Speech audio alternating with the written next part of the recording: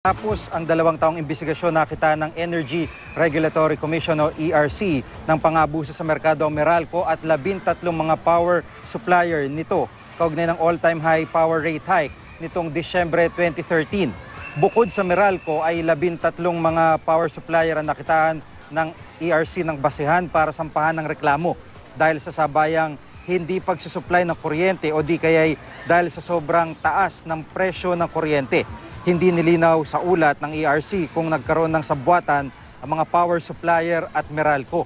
Kapag napatunayang may pananagutan, maaari raw pagmultahin ng 50,000 piso hanggang 50 milyong piso ang bawat kumpanya.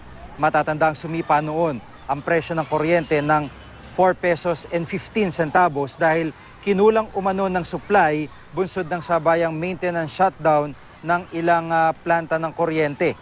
Pero naglabas ng temporary restraining order ang Korte Suprema kaya hindi ganap na naipatupad ang dagdag singil na uutay-utayin sana ng Meralco sa loob ng 3 buwan. Ang Meralco tumanggi munang magkomento dahil hindi pa raw nila alam ang tungkol sa desisyon ng ERC. Patuloy na sinisikap ng GMA News na kunin ang panig ng mga kumpanyang nabanggit sa ERC report.